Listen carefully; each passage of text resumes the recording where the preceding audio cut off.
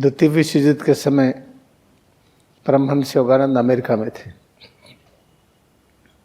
युद्ध होने के पहले, युद्ध होने के समय और बाद तक लगातार प्रार्थना और सभाएं होती रही।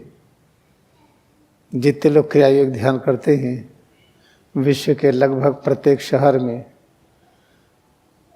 इस तरह की प्रार्थना होती थी। ये सभी मिलकर के एक दूसरे की मदद करें। उस प्रार्थना का असर ये हुआ कि 1945 में यूनाइटेड नेशन ऑर्गेनाइजेशन बना। इसका काम है पूरे विश्व में शांति रखना, जिसको जो मदद की जरूरत हो सहायता करना, जिसको भाईचारे का व्यवहार कहते हैं। ये बहुत अधिक परिश्रम कौन किया था? ये तो महात्मा गांधी किए थे। उसके पहले ईस्ट और वेस्ट मिले, समिक्तेश्वर गिरी, महातार बाबा, लहरी महाशय, इन सब का लक्ष्य था। परमहंस योगानंद जब अमेरिका में गए तो इसका व्यापक प्रचार किया। तो 1945 में यूएनओ का निर्माण हुआ। फिर इसका जो काम है वो करना चाहिए। इसका काम क्या है? अगर कोई देश किसी पर आक्रमण करे तो उसको रोकना चाहिए। रोक करके बैठ करके समझाएं।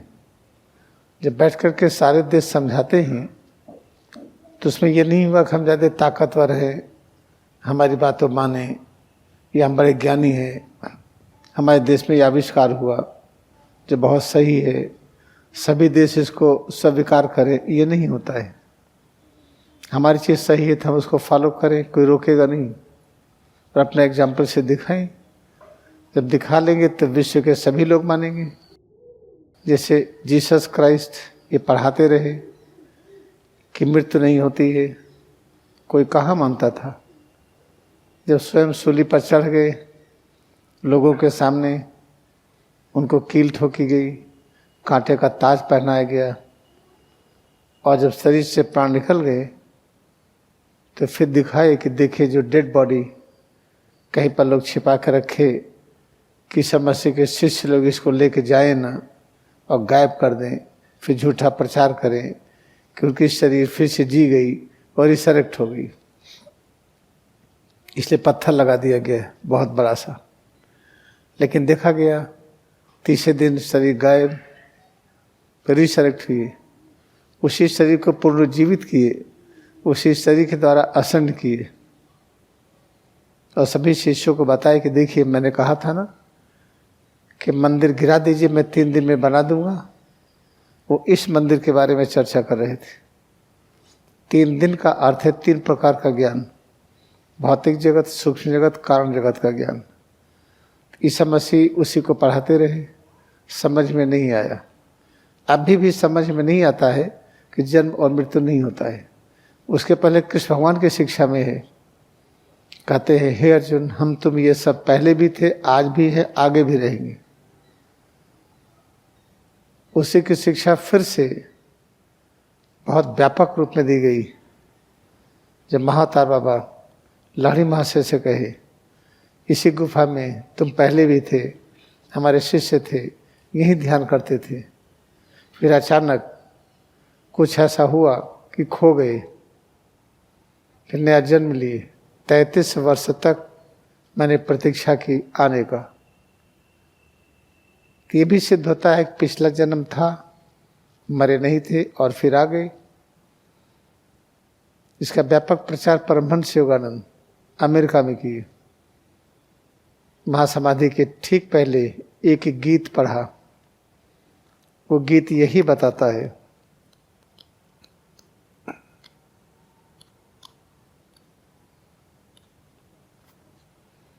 कि mortal fires marriage all her homes and goldie paddy field. Paddy field कहते हैं राइस फील्ड को, राइस प्लांट को पैडी कहते हैं। जब पक जाता है थोड़ा येलो रंग का हो जाता है,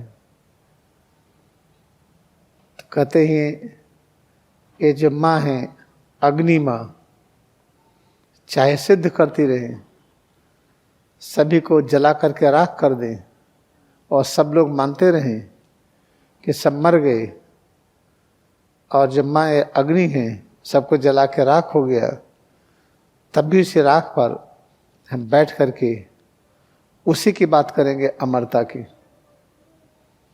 और ये पढ़ाने के लिए हे भारत हम फिर वहीं आ रहे हैं। उन्होंने गीत कहा, उसी समय और क्या कहा था, पूरे विश्व में शाकाहारी होना चाहिए। तो उनके जाने के बाद शाकाहारी भोजनालय बढ़ने लगे। अब तो सभी हवाई जहाज में आपको मिलता है शाकाहारी खाना। अमेरिका वगैरह में जाइए, जहाँ से इतना जीटी रोड है और पुल है, शास्त्री पुल, यहाँ से उसके आधे पुल तक जाइए तो कितना लंबा होगा। इतने बड़े बड़े माल हैं, वेजिटेरियन खाना देते हैं। 100-150 किस्म का खाना लेके खड़े होते हैं, आपके एक एक पीस टेस्ट कराएंगे, उसके बाद जो अच्छा लगा लोग खरीदते हैं। यहाँ पहले ये कहा जाता था कि शाकाहारी खाना ये बकरी का खाना है, इसको खा के लोग कैसे जीवित रहेंगे। प्रोटीन तो मीट में मिलता है, गाय का मीट सबसे ज़्यादा पौष्टिक और स्वादिष्ट होता है लोगों के अनुसार। उसी अमेरिका में शाकाहारी हुआ और वेगन, यहाँ तक कि अब दूध भी नहीं लेंगे, जानवर से मिले किसी भी खाद्य पदार्थ को नहीं लेंगे। वहाँ का बहुत बड़ा मूवमेंट है। अमेरिका, कनाडा और अन्य देशों में वेगन हो रहे हैं। हमारे आश्रम में लगभग सभी वेगन हैं। कई महीने में 2-4 महीने में कुछ अपवाद हो जाए वो अलग है, लेकिन यहाँ सब बिना दूध की चीज़ें बनती हैं। परमहंस योगानंद जो कुछ शरीर छोड़ने के ठीक पहले, महासमाधि के ठीक पहले कह गए थे वही होगा। उन्होंने क्या कहा था कि महात्मा गांधी जिस सिद्धांत से देश को आज़ाद कराए, सत्य और अहिंसा के सिद्धांत से विश्व के सभी राष्ट्रों को मानना चाहिए। अब देखिए जैसे जैसे समय बीत रहा है, लोग गांधी जी को ज़्यादा याद कर रहे हैं। जो भारत में गांधी जी के नाम पर लोग छुप करके कहते थे, फिर खुले में बुराई किए, फिर छुप के बुराई करते हैं।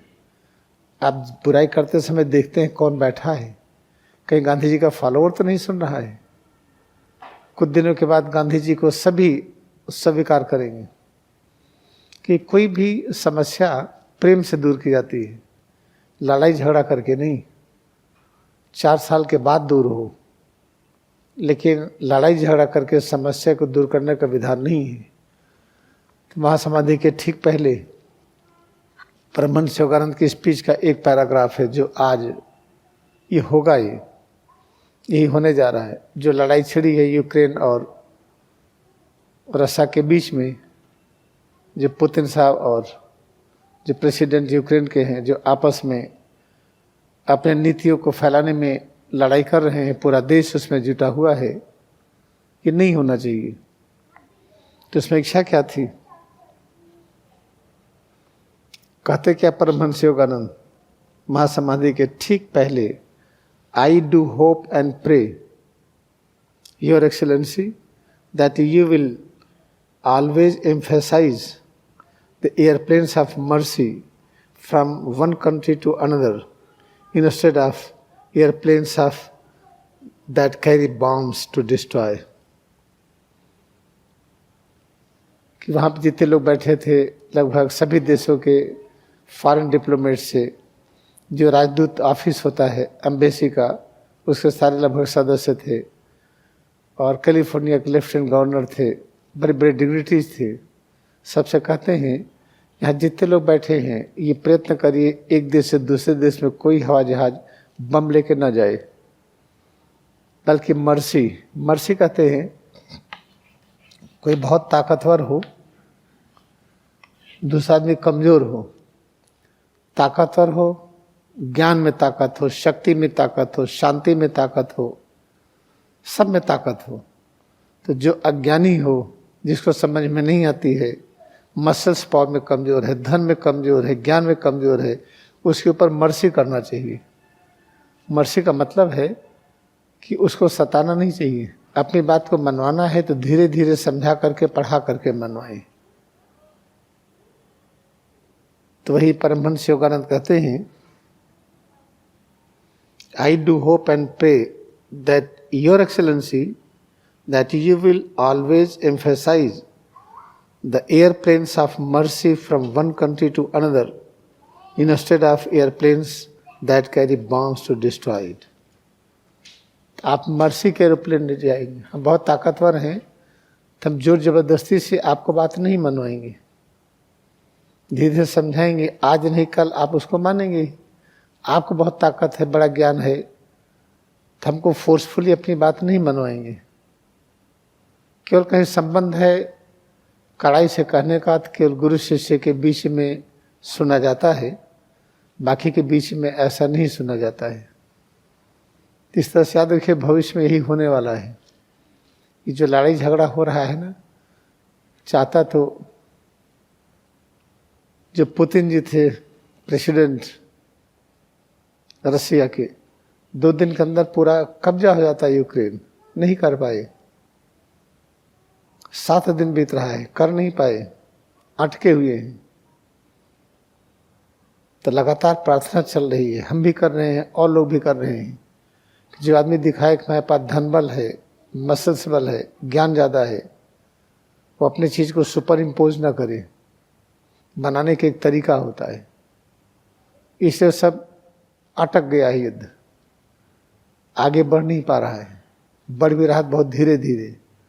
उसके सेना के लोग भी डर रहे हैं, घबरा रहे हैं कि ये पुतिन जी कहाँ हम लोगों को भिड़ा दिए, कहाँ हम चले आए, ऐसा क्यों कराया जा रहा है। वहाँ भी प्रश्न उठ रहे हैं, हर जगह निंदा हो रही है। हम लोगों को यहाँ पर भी यही करना चाहिए। आप मुख्यमंत्री हो गए, प्रधानमंत्री हो गए, गवर्नर हो गए, या किसी बड़े पोस्ट पर है, तो अपनी बात को जबरदस्ती मनवाने का प्रयास न करिए, आगे होगा नहीं है। इसलिए इसे शिक्षा नीति होनी चाहिए। हर आप काम करने लगे, हर व्यक्ति कैसे काम करेगा, टेक्निकल एजुकेशन चाहिए। तो अगर ITI बहुत दिनों से कर रहे हैं, ITI इंटर तक कंपलसरी हो जाए, और पैरामेडिकल्स कि थोड़ा बहुत दवा की चीज़ें आ जाए, थोड़ा फिजियोथेरेपी आ जाए, कैसे इंजेक्शन लगाते हैं, मतलब नर्सेज की तरह सबको आना चाहिए। इसके बाद आप हायर एजुकेशन लीजिए, मेडिकल का ग्रेजुएट, इंजीनियरिंग का ग्रेजुएट, जो करना हो करिए। ऐसे एग्रीकल्चर में सबको ज्ञान होना चाहिए, जो रोटी दाल खाते हैं, कि कैसे एग्रीकल्चर को ठीक किया जाए, कैसे फसलों को अच्छा किया जाए, कैसे पेड़ों की सेवा किया जाए। ऐसे ज्ञान जानवरों से संबंधित भी होना चाहिए। ये सब चीज़ इंटरमीडिएट तक हो जाना चाहिए, बेसिक नॉलेज। इसके बाद लोग स्पेशलाइजेशन करें। ऐसे शिक्षा नीति आने वाले ही भविष्य में, जब आप ध्यान अच्छा करेंगे तो माहौल बनेगा, ये चीज़ जल्दी आएगी। जिस देश में इतनी महानता हो, जो देश कभी आक्रमण न किया हो किसी देश पर, 10,000 वर्ष की हिस्ट्री है, ये देश भले गरीब रह लेगा, किसी देश की ज़मीन नहीं कब्जा किया है, किसी को मार करके हराया नहीं है, तो इसका कल्चर बहुत अच्छा है। भारतीय सभ्यता का जो सारा ज्ञान है, सनातन धर्म, इसी की ईसा मसीह ने प्रचार किया, जिसको मोजेस कहते हैं, मूसा, उन्होंने ही प्रचार किया। तो इसकी क्या महिमा है, आपको जानना चाहिए। और यहाँ पर कभी भी आपस में अलगाववाद न हो, अलगाववाद होना नहीं चाहिए। जाति के नाम पर, रंग भेद के नाम पर, या धनी और गरीब के नाम पर अलगाववाद, ये सब चीज़ नहीं होना चाहिए। और हमें ऐसी आशा है, ऐसा दिखता है कि हमारे लाइफ टाइम में सब चीज़ें बहुत अच्छी हो जाएंगी।